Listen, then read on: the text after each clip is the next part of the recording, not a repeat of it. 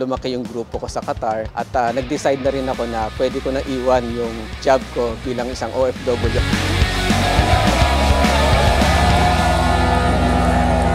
Hi everyone, my name is Jojo Avilado.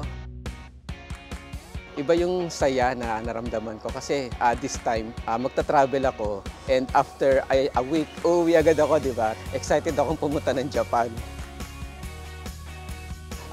I started doing Sante business where I was in Qatar nung OFW pa ako.